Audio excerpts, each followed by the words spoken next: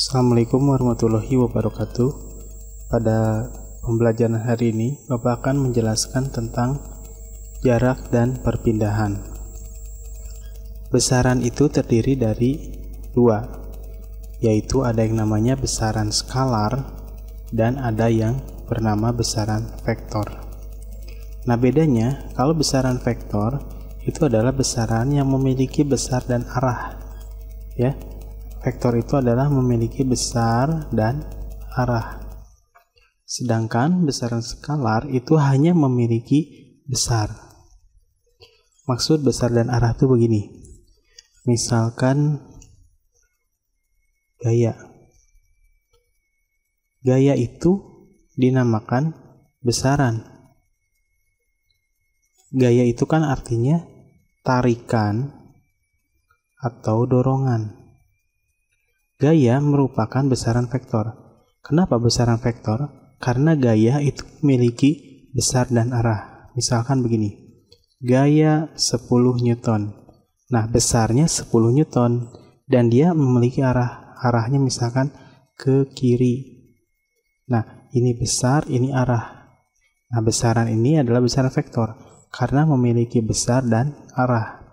Karena kan kalau yang namanya tarikan dorongan harus jelas ya, kemana tariknya atau dorongnya kemana, menarik atau mendorongnya ke kiri, ke kanan, ke atas, atau ke bawah. Maka gaya ini dinamakan besaran vektor. Nah, ke kiri gayanya sebesar 10 Newton.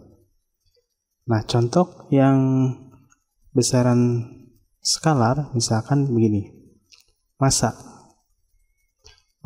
benda 10 kg.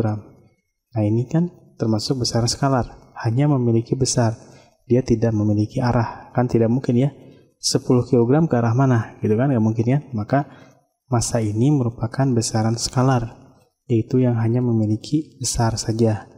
Nah, bedanya kalau jarak itu termasuk besaran skalar, dia hanya memiliki besar, misalkan 2 meter aja ya, tidak ditanyakan ke arah mananya.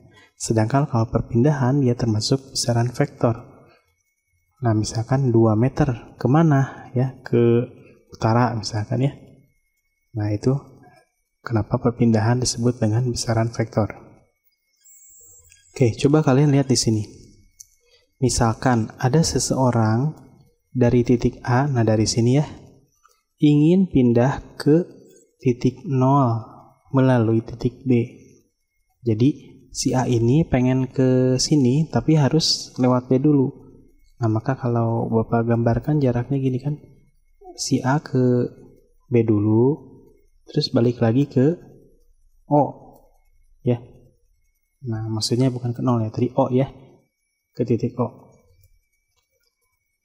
Nah, ini si A ini, seseorang ini menempuh jarak dari A ke 0 melalui B itu sejauh 9 meter. Kalau ini misalkan 1 meter, berarti dia ke B aja kan 6 meter kan.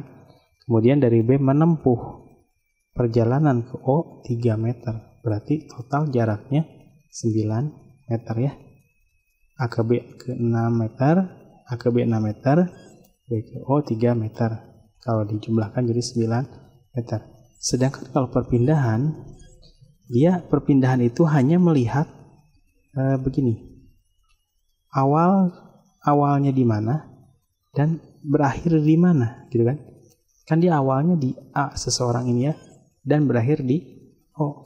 Ya, kalian hitung aja dari A ke O sejauh berapa meter? 3 meter kan ke kanan ya. Nah, jadi posisinya awal dan akhir ya. Jadi perpindahannya, ini maksudnya 3 ya. Typo ya. 3 meter ke arah kanan ya. Dari sini ke sini kan 3 meter. Nah, gitu ya. Jadi sekali lagi kalau jarak itu dia hitung berapa lintasannya, panjang lintasan. Sedangkan kalau perpindahan patokannya awalnya di mana, akhirnya di mana, tarik garis lurus berapa meterkah ke arah mana gitu ya. Itu kalau perpindahan. Nah, ini ada penjelasannya. Jarak adalah panjang lintasan yang ditempuh. Sedangkan kalau perpindahan adalah jarak dan arah dari kedudukan awal ke kedudukan akhir, atau bisa juga selisih kedudukan akhir dengan kedudukan awal, gitu ya. Selisih ya. Nah, berarti 3 dikurang 0 kan? 3 ya, selisihnya. Akhir kurang awal. Nah, kalian lihat di sini, ini lintasannya misalkan awalnya ini, akhirnya ini lintasan, misalkan ini Subang ya. Ini Bandung misalkan ya. Nah, jalannya ini yang merah yang garis putus ini jalan. Nah, ini namanya jarak nih. Jadi kalau ada mobil melintasi jalan ini, dia menempuh jarak. Sedangkan kalau disebut perpindahan, awalnya di Subang, akhirnya di Bandung, tarik garis lurus. Nah, ini namanya perpindahan. Jelas ya? Oke, sekarang kita lanjut ke soal ya. Seseorang berjalan ke arah timur sejauh 4 meter dan berbelok ke arah utara sejauh 3 meter. Tentukan jarak perpindahannya. Jadi kalau arah mata angin itu begini kesepakatannya ya.